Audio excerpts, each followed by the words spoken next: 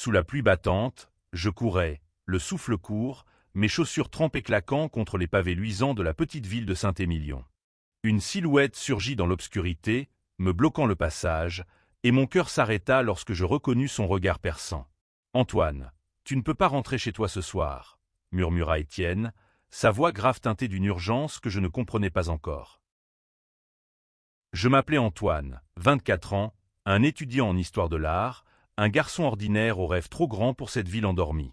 Étienne, lui, était le frère aîné de mon meilleur ami, Lucas, et à 28 ans, il portait sur ses épaules un charisme magnétique, presque intimidant. Grand, blond, avec des yeux bleus qui semblaient percer l'âme, il était le genre d'homme qui attirait tous les regards, mais dont le sourire cachait quelque chose de plus sombre, de plus complexe. Ce soir-là, il m'avait trouvé errant près de la rivière, trempé jusqu'aux os, après une dispute avec mon père, un homme aux idées rigides qui ne tolérait pas mes différences.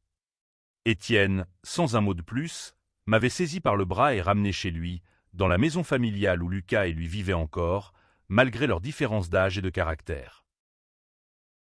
La maison des Morel était une bâtisse ancienne, aux murs de pierre couverts de lierre, perchée sur une colline surplombant les vignobles. À l'intérieur, l'odeur du bois ciré et du vin rouge emplissait l'air, et la chaleur du feu crépitant dans la cheminée contrastait avec le froid qui me collait à la peau. Lucas, mon ami d'enfance, était absent ce soir-là, en voyage scolaire à Paris. Étienne, lui, était seul, et son insistance pour que je reste me troublait autant qu'elle me réconfortait. « Pourquoi fais-tu ça » demandai-je, encore essoufflé, en m'asseyant sur le vieux canapé du salon. Mes vêtements gouttaient sur le tapis, et je me sentais comme un intrus dans cet espace qui ne m'appartenait pas. Étienne, appuyé contre le chambranle de la porte, me fixa avec une intensité qui me fit frissonner. « Parce que tu n'as nulle part ailleurs où aller ce soir, Antoine. Et parce que je ne te laisserai pas seul. » Ces mots, simples en apparence, portaient une promesse que je n'osais pas encore comprendre. Étienne était une énigme. Depuis des années, il avait été une présence distante dans ma vie, le grand frère cool mais inaccessible de Lucas. Pourtant, ces derniers mois, quelque chose avait changé. Ses regards s'attardaient trop longtemps, ses gestes étaient plus doux, presque protecteurs. Et moi, je me surprenais à chercher sa présence, à guetter ses sourires, même si je refusais de l'admettre. J'avais grandi dans une famille où l'amour entre hommes était un péché, un tabou, et cette peur me rongeait de l'intérieur. Ce soir-là, alors que la pluie continuait de marteler les fenêtres, Étienne s'assit à côté de moi. Il me tendit une serviette chaude et une tasse de thé, ses doigts frôlant les miens un instant de trop. « Parle-moi, Antoine, » dit-il doucement. « Qu'est-ce qui s'est passé ce soir ?» Je baissai les yeux, incapable de soutenir son regard. Comment lui dire que mon père m'avait chassé de la maison après avoir trouvé une lettre que j'avais écrite, une lettre jamais envoyée, où je confiais mes sentiments troubles pour un garçon que je n'avais pas nommé. Comment lui expliquer que chaque mot de colère de mon père avait creusé un vide en moi, un vide que je ne savais pas combler. Mais Étienne ne me pressa pas. Il attendit, patient, comme s'il savait que les mots viendraient quand je serais prêt. Mon père, il ne me comprend pas, finis-je par murmurer, la gorge nouée. Il pense que je suis une honte. Étienne serra les mâchoires, et pour la première fois, je vis une lueur de colère dans ses yeux. « Ton père est un idiot, » dit-il d'un ton sec. « Tu n'as rien à te reprocher, Antoine. Rien. » Ces mots me frappèrent comme une vague. Personne ne m'avait jamais dit ça, pas avec une telle conviction. Pas même Lucas, qui, bien qu'adorable, évitait les sujets trop sérieux.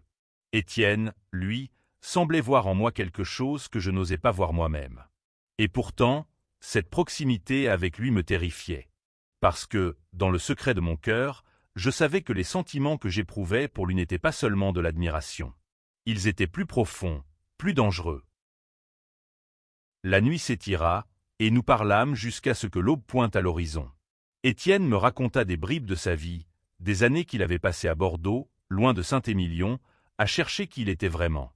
Il me parla de ses propres luttes, de son coming out à 20 ans, de la douleur de se sentir rejeté par ceux qu'il aimait. « Mais tu sais, Antoine, » dit-il en posant une main sur mon épaule, « la liberté, ça vaut toutes les blessures. » Ces mots restèrent gravés en moi, comme une lumière dans l'obscurité. Mais ils ne suffirent pas à apaiser la tempête qui grondait dans ma poitrine. Car ce que je ressentais pour Étienne grandissait à chaque instant, et je savais que cette nuit marquerait un tournant.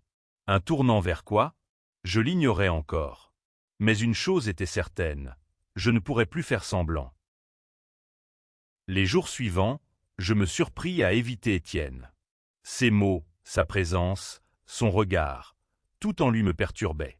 Je passais mes journées à errer dans les ruelles de Saint-Émilion, entre les vignobles et les églises centenaires, cherchant à comprendre ce qui m'arrivait. Mais chaque fois que je fermais les yeux, je revoyais son sourire, sa main frôlant la mienne, et mon cœur battait trop fort. Lucas revint de Paris une semaine plus tard, insouciant et bruyant comme à son habitude. À 22 ans, il était l'opposé de son frère, extraverti, toujours prêt à plaisanter, mais incapable de saisir la gravité des silences qui s'installaient entre Étienne et moi. « Alors, Antoine, t'as survécu à une nuit avec mon frère ?» lança-t-il en riant, ignorant la rougeur qui montait à mes joues. Nous étions dans le jardin des Morel, sous un vieux chêne, partageant une bouteille de vin rouge que Lucas avait volée dans la cave familiale. Étienne était là, à quelques mètres, occupé à tailler les rosiers de sa mère. Chaque mouvement de ses mains, précis et assuré, attirait mon regard malgré moi. Lucas, inconscient de la tension, continuait de parler de son voyage, mais je n'écoutais qu'à moitié. Mon esprit était ailleurs, prisonnier de cette nuit où Étienne m'avait vu, vraiment vu. « Tu viens ce soir ?» demanda soudain Étienne, se tournant vers moi. Sa voix était calme, mais il y avait une lueur dans ses yeux qui me fit frissonner. « On organise une petite fête ici. Rien de grandiose, juste quelques amis. » Je hochai la tête, incapable de refuser. Lucas me donna une tape sur l'épaule. « T'as intérêt à venir, mec. Ça va être génial. » La soirée arriva, et la maison des Morel se transforma en un tourbillon de rires, de musique et de verres qui s'entrechoquaient. Des amis d'Étienne, des gens de Bordeaux pour la plupart, remplissaient le salon. Ils étaient différents des habitants de Saint-Émilion, plus libres, plus audacieux, avec des vêtements colorés et des histoires qui semblaient venues d'un autre monde. Parmi eux, il y avait Camille, une femme trans de 26 ans, française, avec des cheveux noirs bouclés et un rire contagieux. Elle s'assit à côté de moi, un verre de vin à la main, et me lança un regard complice. « Alors, Antoine, c'est toi le mystérieux ami de Lucas, » dit-elle en souriant. « Étienne m'a parlé de toi. » Mon cœur manqua un battement. Il a parlé de moi. Camille rit doucement. « Oh, ne fais pas cette tête. Il a juste dit que tu étais quelqu'un de spécial. Et crois-moi, Étienne ne dit pas ça de tout le monde. » Ces mots me laissèrent sans voix. Spécial. Était-ce vraiment ainsi qu'il me voyait? Ou était-ce juste une façon polie de parler de l'épave émotionnelle que j'étais? Avant que je puisse répondre, Étienne apparut, une bouteille de vin à la main. « Camille, arrête d'embarrasser Antoine, » dit-il avec un sourire en coin, mais ses yeux restaient fixés sur moi. La soirée s'étira, et à mesure que l'alcool coulait, les conversations devenaient plus intimes. Camille raconta son parcours, son coming out, les regards méprisants qu'elle avait dû affronter dans sa petite ville natale. « Mais tu sais, Antoine, » dit-elle en posant une main sur mon bras, « une fois que tu trouves des gens qui t'acceptent tel que tu es, tout change. » Je hochai la tête, mais mon regard dévia vers Étienne, qui discutait avec un groupe d'amis près de la cheminée. Il riait, mais de temps en temps, ses yeux croisaient les miens, et chaque fois, c'était comme un choc électrique. À un moment, alors que la musique ralentissait, il s'approcha de moi. « Viens, » murmura-t-il, me prenant par la main. « J'ai quelque chose à te montrer. » Il m'entraîna à l'étage, loin du bruit, dans une petite pièce qui servait de bureau à son père. Les murs étaient couverts de livres anciens, et une fenêtre donnait sur les vignobles plongés dans l'obscurité. Étienne alluma une lampe, et la lumière douce éclaira son visage. « J'ai trouvé ça l'autre jour, » dit-il en me tendant un vieux carnet. « C'est à mon grand-père. Il écrivait des poèmes. » Je feuilletai le carnet, les pages jaunies remplies d'une écriture élégante. Les poèmes parlaient d'amour, de douleur, de secrets gardés trop longtemps. « Pourquoi me montres-tu ça ?» demandai-je, la voix tremblante. « Parce que, dit-il en s'approchant, si près que je pouvais sentir son parfum, un mélange de bois et de vin, je pense que tu as besoin de voir que même dans les moments les plus sombres, il y a de la beauté. » Nos regards se croisèrent, et pendant un instant, le monde s'arrêta. J'avais envie de lui dire tout ce que je ressentais, de lui avouer que chaque mot qu'il prononçait faisait vibrer quelque chose en moi. Mais la peur me retint. La peur de ce que cela signifiait, de ce que cela pourrait détruire. Soudain, un cri retentit en bas. Lucas, complètement ivre, venait de renverser une table. Étienne soupira, un sourire amusé sur les lèvres. « Je reviens », dit-il avant de descendre. Et moi, je restais là, le carnet dans les mains, le cœur battant, sachant que quelque chose d'irréversible venait de commencer. Fin de la deuxième partie. La suite dans le prochain fichier. Les semaines qui suivirent la soirée furent un tourbillon d'émotions contradictoires. Je me sentais comme un funambule, marchant sur une corde raide entre mon désir pour Étienne et la peur de ce que cela impliquait. Saint-Émilion, avec ses ruelles étroites et ses habitants curieux, semblait soudain trop petite pour contenir tout ce que je ressentais. Un après-midi, alors que je travaillais sur un devoir d'histoire de l'art dans un café près de la place centrale, Camille entra, son sourire éclatant comme un rayon de soleil. « Antoine !» s'exclama-t-elle en s'asseyant en face de moi sans demander la permission. « Tu fais une tête de quelqu'un qui porte le poids du monde. » Je ris nerveusement, jouant avec le bord de ma tasse. « C'est juste compliqué. » Elle haussa un sourcil, perspicace. Compliqué comme dans « Je suis amoureux du frère de mon meilleur ami et je ne sais pas quoi faire ». Mes joues s'enflammèrent et je baissai les yeux. Était-ce si évident? Camille posa une main sur la mienne, son regard doux mais ferme. « Antoine, écoute-moi. Tu ne peux pas continuer à fuir ce que tu ressens. Étienne, il tient à toi. Plus que tu ne le penses. » Ces mots me frappèrent comme une vérité que j'avais tenté d'ignorer. Mais avant que je puisse répondre, mon téléphone vibra. Un message d'Étienne, « Retrouve-moi ce soir au Vieux Moulin. 20h. J'ai besoin de te parler. » Mon cœur s'emballa. Le Vieux Moulin, à la lisière de la ville, était un lieu isolé, un endroit où les adolescents allaient parfois pour échapper aux regards indiscrets. Pourquoi là-bas? Pourquoi maintenant? Le soir venu, je me rendis au moulin, le cœur battant à tout rompre. La structure délabrée se dressait sous la lune, ses ailes immobiles semblant garder des secrets anciens. Étienne était déjà là, appuyé contre un mur, une cigarette entre les doigts. Il ne fumait presque jamais, mais ce soir, il semblait nerveux, presque vulnérable. « Merci d'être venu, » dit-il en écrasant sa cigarette sous sa botte. Sa voix était plus douce que d'habitude, presque hésitante. « J'ai beaucoup réfléchi, Antoine. À nous. » Ce mot, « nous », fit trembler quelque chose en moi. Je voulais parler, mais ma gorge était nouée. Étienne s'approcha, son regard plongé dans le mien. « Je sais que tu as peur, » murmura-t-il. Moi aussi, j'ai eu peur. Pendant longtemps. Mais je ne veux plus me cacher.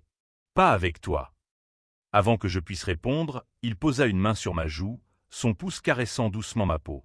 Le temps sembla s'arrêter. Puis, lentement, il se pencha et m'embrassa. Ce fut un baiser doux, hésitant, mais chargé d'une émotion si intense que je sentis des larmes monter à mes yeux. Pour la première fois, je me sentis vu, aimé, entier. Mais le moment fut brisé par le bruit d'une branche qui craquait. Nous nous séparâmes brusquement, et mon cœur s'arrêta lorsque je vis une silhouette dans l'ombre. C'était Lucas. Ses yeux, écarquillés, passaient d'Étienne à moi, son visage figé dans une expression que je ne pouvais pas déchiffrer. « Lucas, » commençai-je, mais il leva une main pour m'arrêter. « Vous deux ?»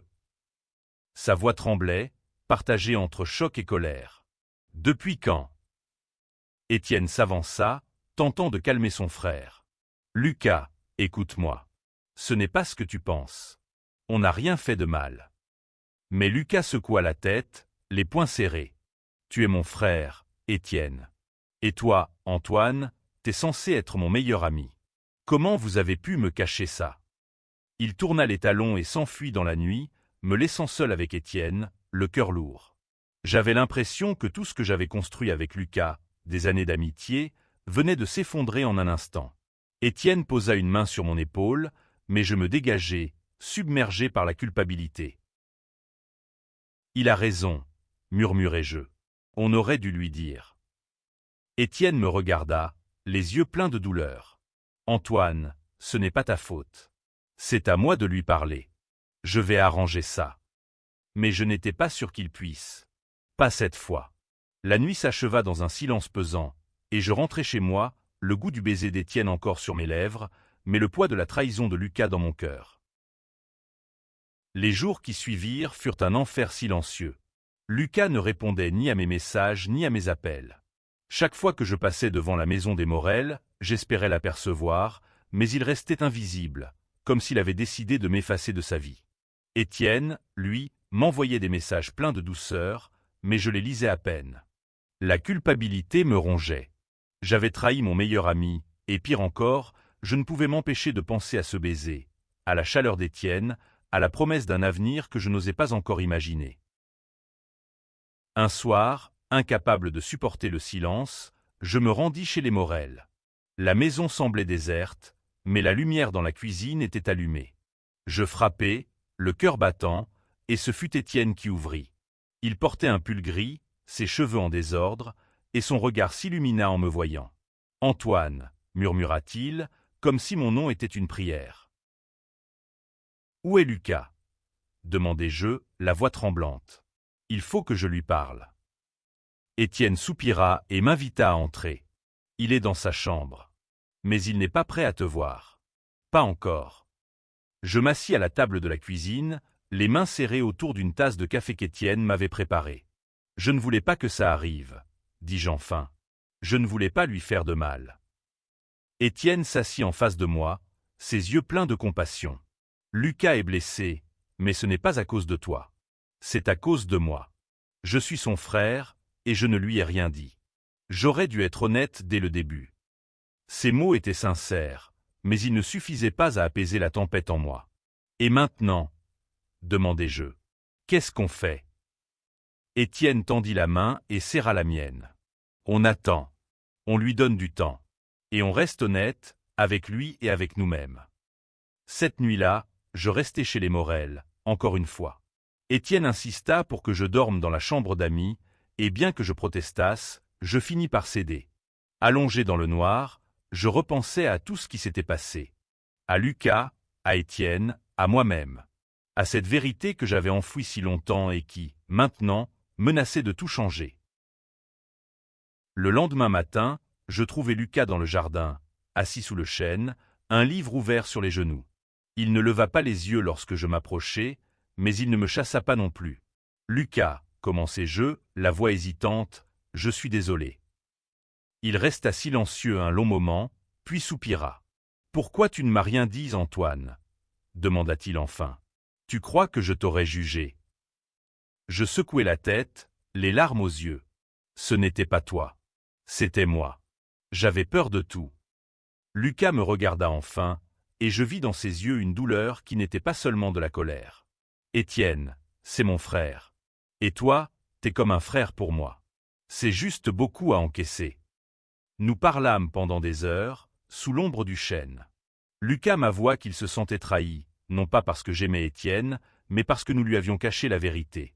Il me parla de sa propre confusion, de son besoin de comprendre ce que cela signifiait pour notre amitié.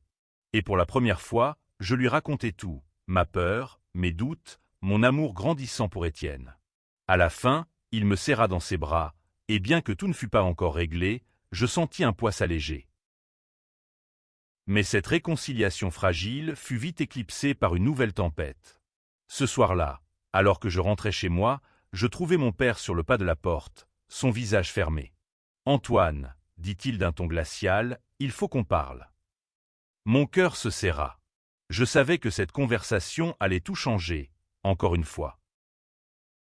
La voix de mon père résonnait comme un écho du passé, froide et tranchante, tandis qu'il me fixait dans le salon sombre de notre maison. « Quelqu'un t'a vu, Antoine, » dit-il, les lèvres pincées. « Avec ce garçon, près du moulin. Est-ce que c'est vrai ?» Je sentis le sol se dérober sous mes pieds. Saint-Émilion était une petite ville, et les rumeurs y voyageaient plus vite que le vent. Je voulus nier, mais les mots restèrent coincés dans ma gorge. Mon père s'avança, son regard dur. « Je ne t'ai pas élevé pour que tu deviennes ça. » Ce mot, ça, me frappa comme une gifle. Je baissai les yeux, incapable de soutenir son regard. Toute ma vie, j'avais essayé de répondre à ses attentes, de me conformer à son idée de ce que devait être un homme. Mais ce soir-là, face à sa colère, quelque chose en moi se brisa. « Je suis désolé de te décevoir, » murmurai-je, la voix tremblante. « Mais je ne peux pas changer qui je suis. » Mon père ne répondit pas.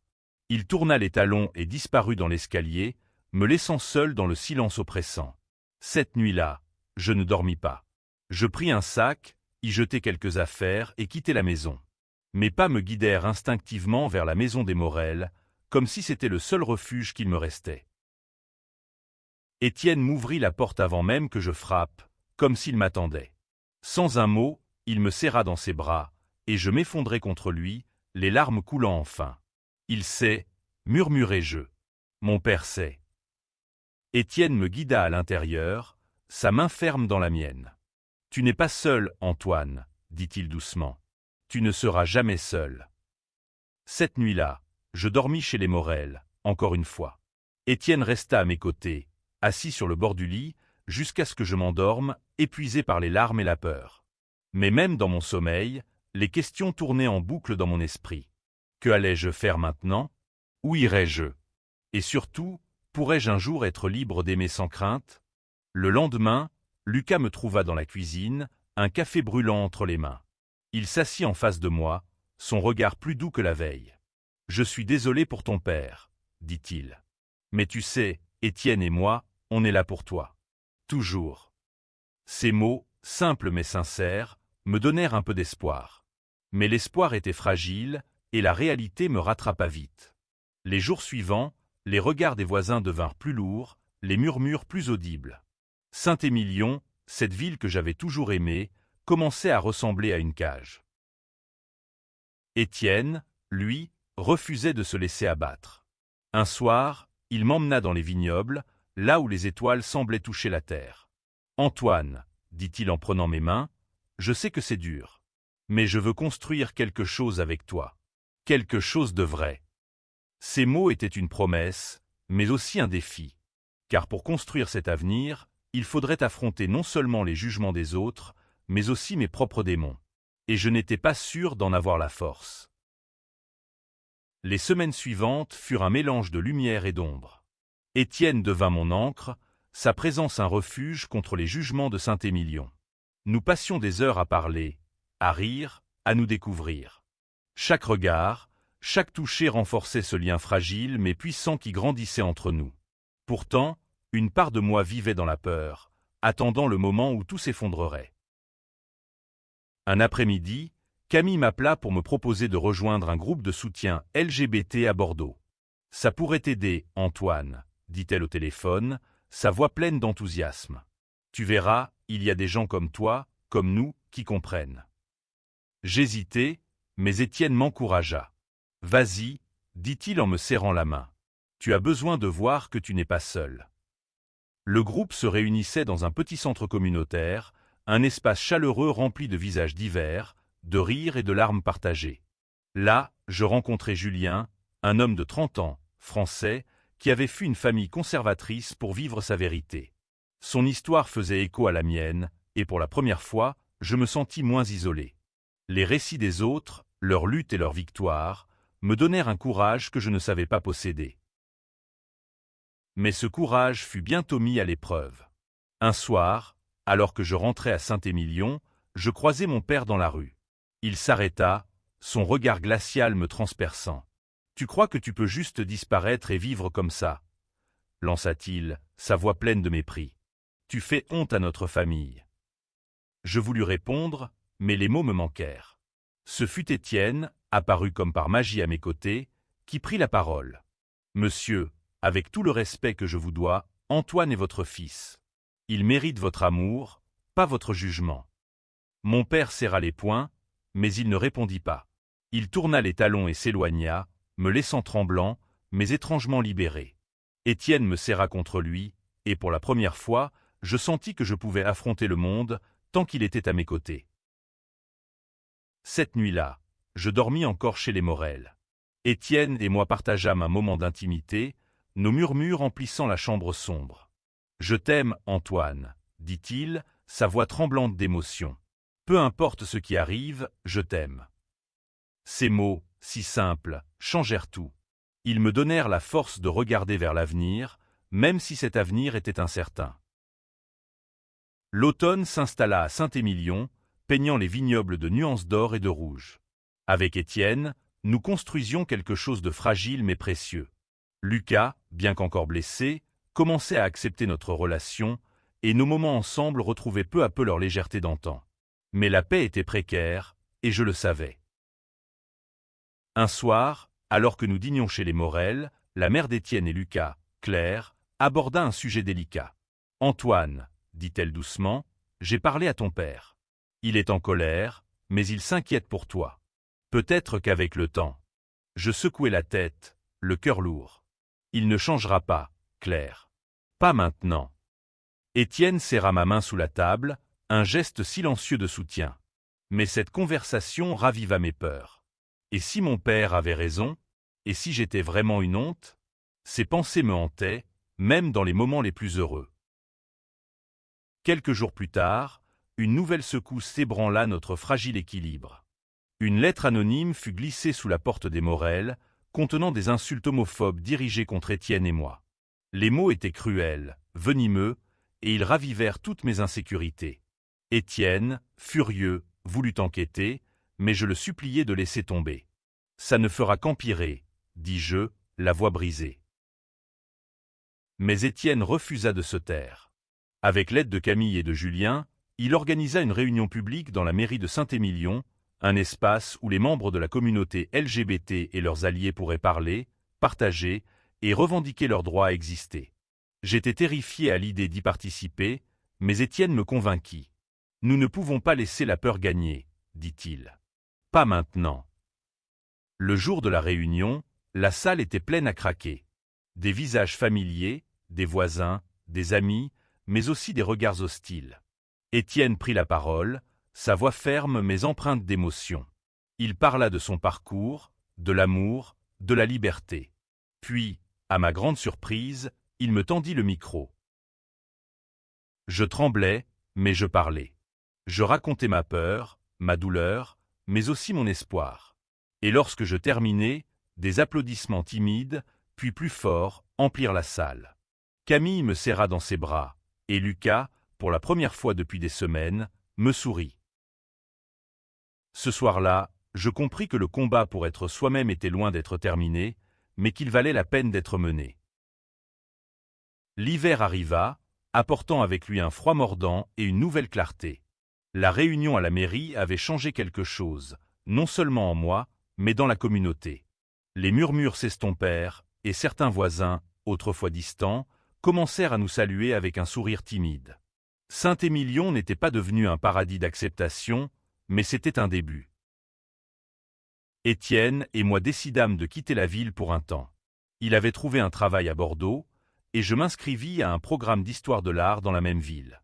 Lucas, bien que triste de nous voir partir, promit de nous rendre visite souvent. « Vous deux, vous êtes insupportables, » dit-il en riant, « mais je suppose que je vais devoir m'y faire. » Avant notre départ, je fis une dernière tentative pour parler à mon père. Je me rendis chez lui, le cœur battant, et frappai à la porte. Lorsqu'il ouvrit, son visage était fermé, mais il me laissa entrer. Nous parlâmes, non pas comme un père et un fils, mais comme deux étrangers cherchant à se comprendre. Il ne m'accepta pas encore, mais il écouta. Et pour l'instant, cela me suffisait. Le jour de notre départ, Étienne et moi nous tînmes devant la maison des Morel, nos sacs à nos pieds. Il passa un bras autour de mes épaules, et nous regardâmes une dernière fois les vignobles, baignés par la lumière douce de l'hiver. « Tu es prêt ?» demanda-t-il, un sourire dans la voix. « Avec toi, oui, » répondis-je, et je le pensais. Nous partîmes pour Bordeaux, main dans la main, laissant derrière nous les blessures du passé, mais emportant avec nous l'espoir d'un avenir meilleur. La route serait longue, pleine de défis, mais je savais une chose. Tant que nous serions ensemble, nous pourrions tout affronter. Ce soir-là, dans notre petit appartement à Bordeaux, Étienne m'embrassa sous la lumière tamisée d'une lampe. « Je t'aime, Antoine », murmura-t-il. Et pour la première fois, je répondis sans peur, « Je t'aime aussi ». La vie n'était pas parfaite, mais elle était à nous. Et cela, C'était tout ce qui comptait.